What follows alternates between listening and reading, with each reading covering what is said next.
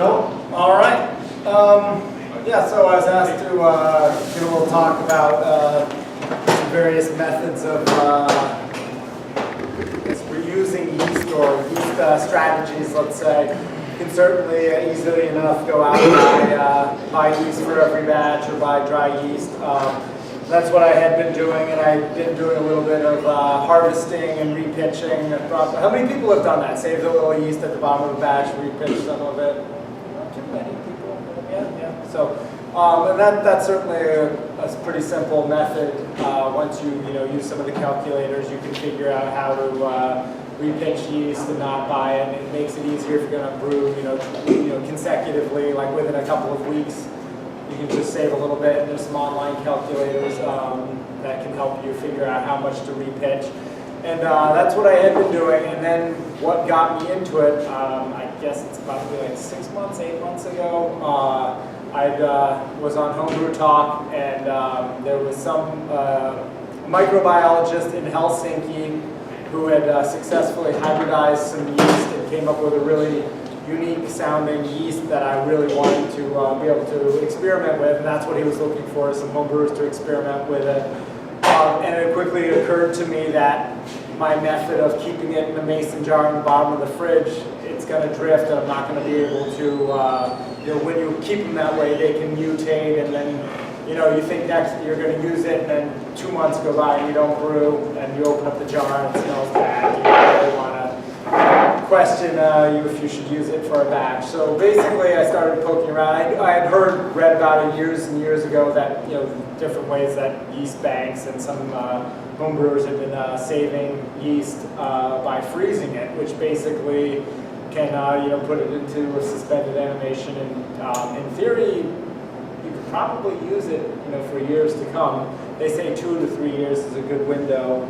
So I poked around, I read a little bit, and gave it a try, and it's been successful, so I figured I would pass along what I learned here and say that it's really easy to do, and basically it allows you to grow up some yeast, take some quick, simple steps that are no more difficult than, when I say grow up, make a starter, put it on a stir plate, or just on a growler on your kitchen table.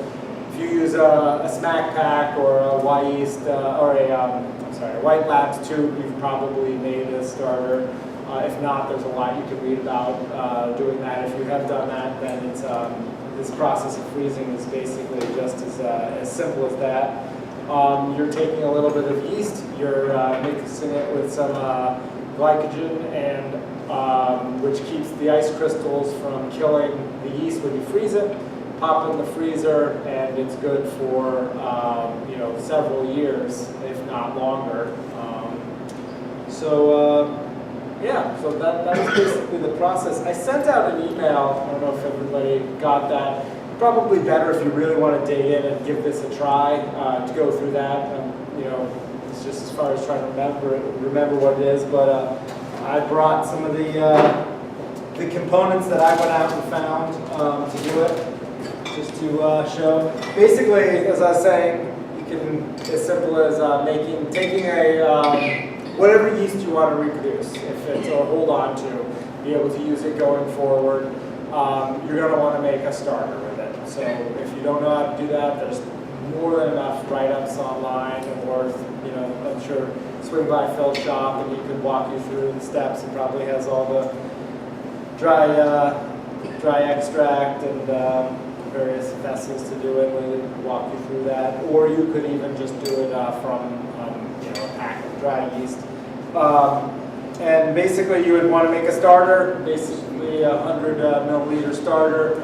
From that, once you have the yeast goes through the cycle, grows up, we want to crash it down so that there's a thin little yeast cake, decant it to a certain amount, and that's in that email. And then you're going to mix it with.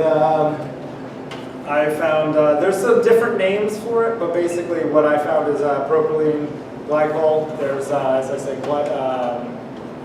glycogens, a few different names of the same stuff, but just make sure it's food grade.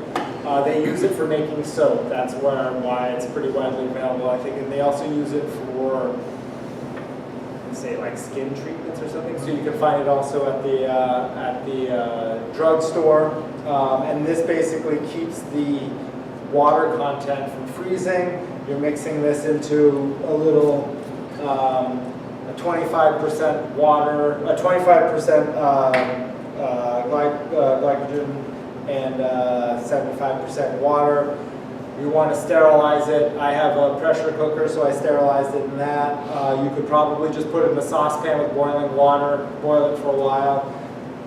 And basically what you're trying to do is you're trying to mix the yeast slurry with 12%. So in the steps you can read and see what that is. Then the next step, I found these were pretty handy. They're pre-sterilized. You can buy ones that you can sterilize in the same sort of way as this. But I like these, they were pre-sterilized. And then basically you're mixing the yeast from your starter, some of this solution in a certain proportion, and then you're putting, I think it was about 15 milliliters into one of these tubes, putting it into something that'll slow down the freezing process so it doesn't flash freeze, so it freezes evenly. One of these styrofoam rocks works pretty well. There's some other methods as well you can do in alcohol. You're putting it in your freezer, and you can store yeast like that for a really long time. And then you're pulling them out rapidly. What I did is put it in my back pocket and rapidly defrost it. When it's time to brew, whether it's a month later or 3 years later, pulling it out, and you're making another starter in the same way. Figure you can pull it out on a Thursday and make a starter with it. On Sunday, you could pitch it. Probably even Saturday, you could pitch it in. I think some people are actually taking them straight from this, from their during their brew day. They're taking some of the wort from that brew day if it's not a really high gravity beer, if it's something, a 1060 beer. They're then taking a little bit of wort from that, throwing that in there, and then pitching it the next day. So it's you have a little bit more yeast in those than you would a normal snack pack or a tube. And then that from one starter, in theory, you could, one starter you can do 10 tubes, so that would basically be the equal of 10 starters. But then you could take one of those tubes and make another starter out of that and do another 10. And that would be the same thing as repitching the yeast from that one jar that you collected from the slurry. So it's a pretty, really easy process. When I first heard about it years back, I thought that was going to be something that would be a little, maybe not worth all the effort and all the steps that it would take. But when you actually read about it, it's really simple. And I kind of breeze through it, taking into account that most everybody that's going to want to take this on who's making a starter understands basic sanitation. So anyway, so that's basically the fast overview. What was the difficulty level of the whole process, you think? It's really no more difficult than just making a yeast starter. So I don't know what that difficulty is. I mean, once you do that a couple of times, I'm going to say on a scale 1 to 10, it's probably a 3 or a 4. I mean, really, it's no more difficult than brewing a batch of beer. So once you've got brewing a batch of beer under your belt, this is no more difficult. It's probably even simpler than brewing a batch of beer. So you have your old yeast that you're ready to do. Do you wash it in any way, shape, or form? So this is the thing. I mean, a lot of people do harvest it from a batch and they freeze it from there. But I would recommend doing it from the freezing part of it. I would recommend doing it from your first step. You go to a homebrew shop, wherever it is. You've got your fresh pitch of yeast. My recommendation is to do a starter from that, and then freeze all of that, and then do one more starter that you didn't freeze. So you still have a starter though. And you still have the yeast on the bottom. So are you just from off the liquid and exactly. not washing it and just exactly straight up? So you probably that's easy. Yeah, exactly. So you're doing like a normal starter, like a 100 milliliter, a 1 liter, 1 quart starter. Oh no, is that 2 quarts? Yeah, I think that's a 2 quart. No, 1 quart starter. Doing a 1 quart starter, and then from that you're going to end up. You want to decant it down to you have about 50 milliliters of slurry and beer or starter wort in there. And from that, you're diluting that out with the glycol. Yep, exactly, according to that. So from that, if you do the simple math, You've got 50 milliliters. If that's going to be 75% of your solution, then you can get about no. Well, you're going to step that up. So from that, you're basically going to get 10, 15 milliliter starters. So you have about 10 batches from that one starter. So yeah, that's way. But yeah, I mean, as far as going back to the other part that I was going to say, yes, if you do a full batch of beer, you know, you have a lot of yeast left at the end. If you're going to brew in a week, 2 weeks, even, I guess, I don't know, I probably pushed it for 4 weeks or something, opened it up, smelled it, didn't smell too much like beef broth, and went ahead and brewed from that. You know, that's one way, you know, that's what you could do then a couple times from that first one starter, and then, you know, then you want to brew something, I don't know, a lager or something completely different, then, you know, you can go back and make a starter from something that you froze from that first one. So if you already make starters, all you need are the tubes and the glycol? That's it, yeah, definitely. And then freezer space. So that's definitely one thing. I don't know if anybody has a fridge in their basement like I do with a row of mason, well, hops, that's the freezer, right? But in the fridge, a bunch of mason jars of yeast that you're probably not going to get a chance to use because you don't, get to brew as much as you would hope you do. This breaks it down. You figure right here, there's 30 tubes here. This is, enough yeast to do 30 batches of beer, 30 batches of 10, 10, if you divide it, you could have 300 or 150 gallons of beer you could brew from this space in your freezer. So yes. That styrofoam box takes a lot of space. Then the box, yes, the box on top of that. So I got a shelf and a half in the bottom of the deep freezer. But yes, these take up a bit of room. These do slide in here pretty well. And then basically. What's the purpose of the box? What's that? What's the purpose of the box? It keeps it kind of protects them inside of there. The defrost cycle. Well, if you have a defrost cycle, the one that I have in my basement actually is a deep freeze, so it doesn't have a defrost cycle. But every time you open the door, the temperature, the temperature will fluctuate a little bit. You want the temperature to be as steady as possible, just so that there's no, because what you're using is basically going to keep that frost, that ice from being as dense. That's what kills the yeast. So by keeping it inside of here, you've got a little bit less. It does two things. One thing, it slows down the freezing, so it doesn't flash freeze it within like an hour. It'll slow it down. It'll take about, I think they say like 6 or 7 hours, and it gives the yeast time to basically slowly go to sleep rather than just like falling flat on its face on the concrete floor.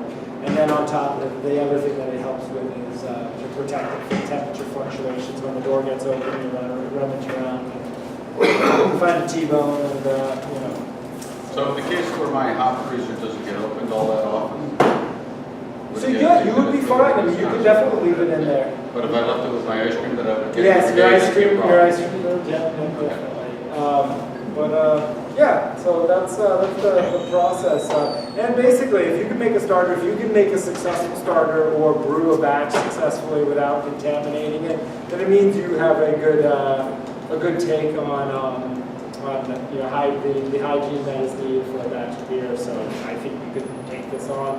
And then it allows me, if you think about it, you could buy some yeast that they only release every couple of years. You can then bank them away, and you can brew, let's say a Saison, a Belgian, IPA, just in these consecutive, batches without having to run out and buy yeast or hold on to yeast or trying to strategize. If I want to brew next weekend, then I, have to go to the homebrew shop this weekend or order it with this amount of time. So it allows you on a Thursday to decide, hear that your family's going away for the weekend or whatever it is your schedule allows. You've got a whole weekend day or weekday, taking a day off a week that you could then, you have all the other ingredients. You could then make a quick starter and be brewed by 3 days later and not have to plan a trip, to get the yeast. Because that's what it was always with me. The yeast is the one thing that, you want to time. The timing is pretty critical. You could have a sack of grain sitting in your garage or your your basement for 6 months. You can have hops in your freezer for a year, but the yeast you need, you've got a much tighter window of opportunity. So this basically loosens that and puts it into suspended animation without using it anymore. What you got? Somebody mentioned glycol, but you're using glycerol. You can use food grade glycol as well. Oh, really? Yep, Okay. yep, and glycerol. There's a few different things that you can use, and what I learned too, because that I thought that one was only used for compressors and stuff. But if you actually look, there's some interchangeable names. Really, the key is to make sure that they're food grade and they are, they'll function. The one, the type that I got is called glycol, but it's food grade, and the reason it is used, certified organic as well. That's nice.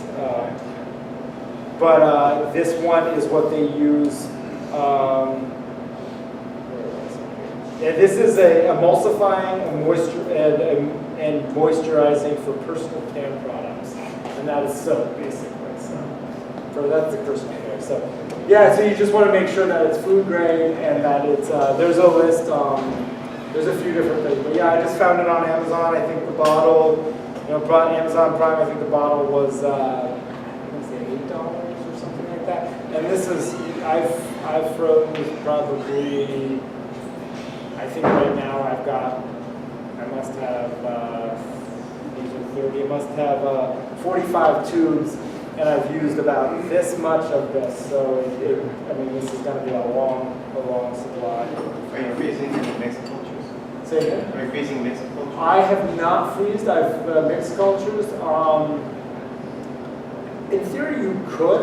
You might not have the perfect balance, but really, if you're getting a mixed culture, probably you're going to make a starter with it anyway.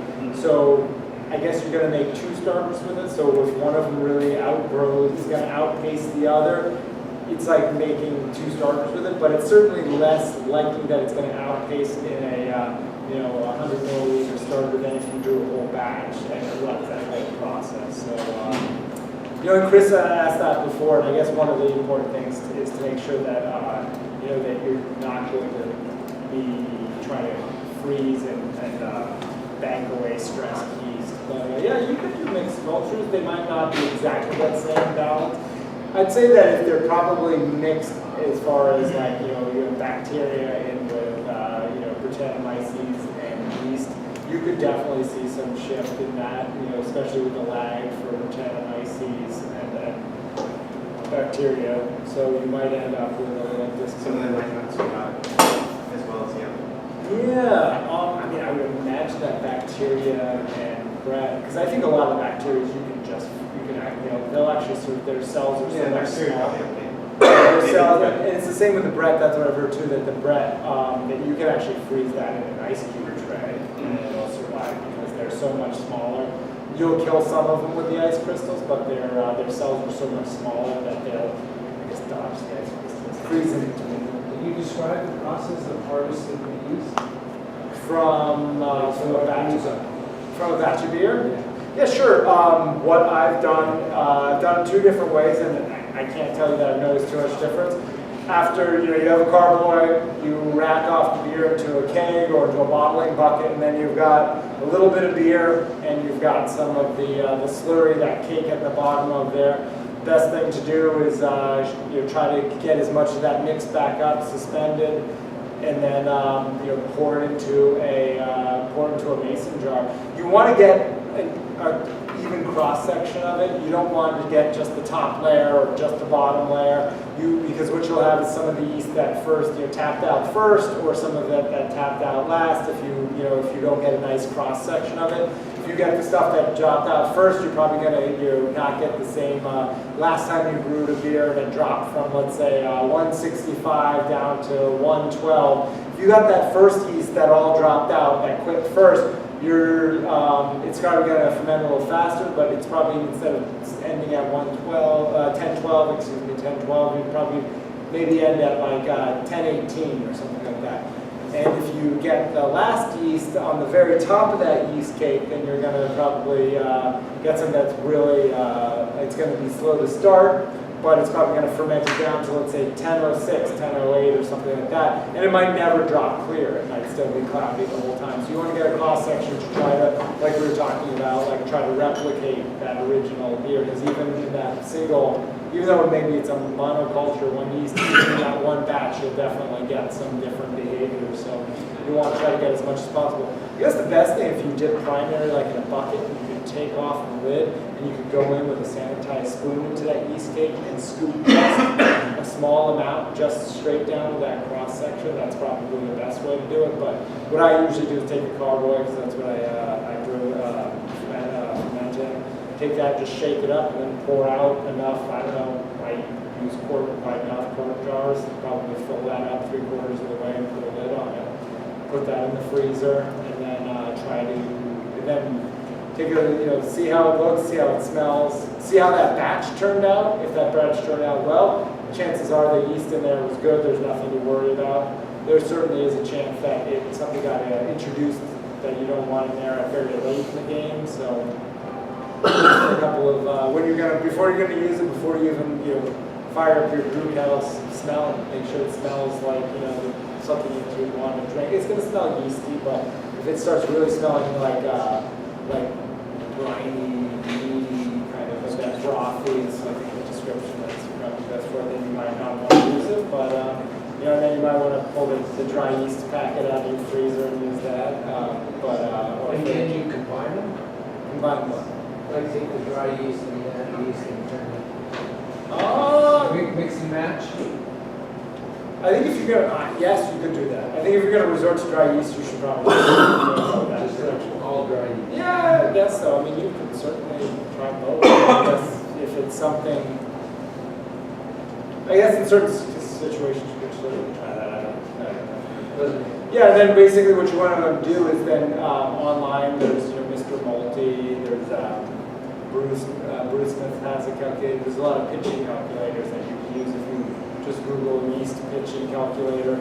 It'll then tell you, when you harvested that yeast, how thick do you think that needs to be, and what the gravity of the beer what you want to ferment with that yeast. And if you calculate that all in, it'll give you back a reading, say, pitch X amount of milliliters of your of that harvested slurry, and that's how much that's a pitching rate. So that'd be the best way to do that.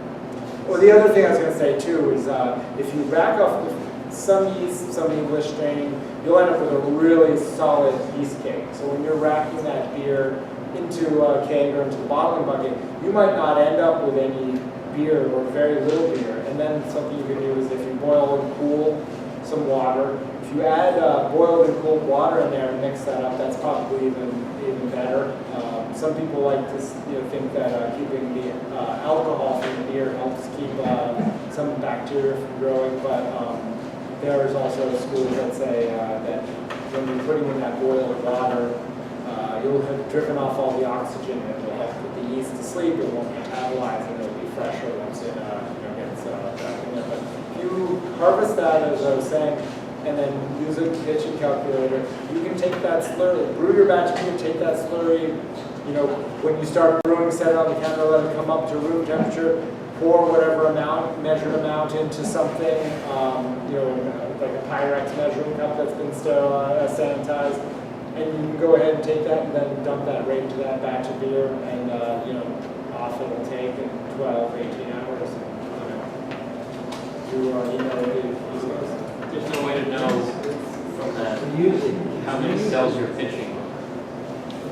Well, if you use some of those, you can get an estimate. So knowing exactly how many yeast cells, no, but you can certainly come pretty close to getting an estimate using some of the yeast slurry pitching calculators. We'll tell you how many cells you need, and if you kind of estimate the a lot of stuff, you'll get within a range that should turn out to be a good batch of beer. But it'll suggest to you how many cells you probably have. Of course, you might question, well, how thick is this slurry on a scale of 1 to 10? Is this a 7 or a 5? But I mean, I think within those realms, you'll get pretty close. You'll learn.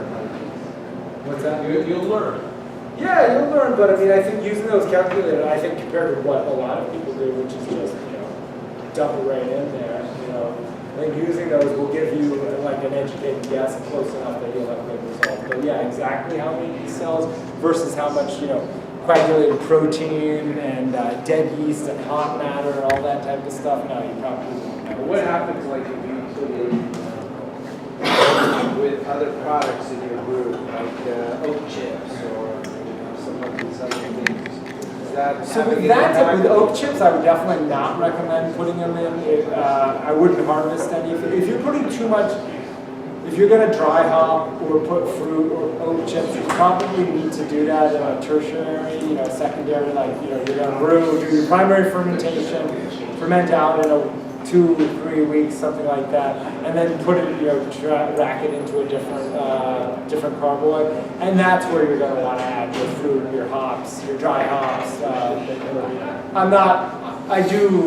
I dry hop in primary quite frequently, but if you're going to want to harvest, I tend not to harvest yeast from a primary that I do a lot, like heavy dry hopping in, or oat chips for that matter. You're probably going to want to let it sit on the oat chips for a while. You're probably not going to want to let it sit on the yeast cake for a while. You might have some bad reactions. But you try to make a double-sized starter and get half in your batch.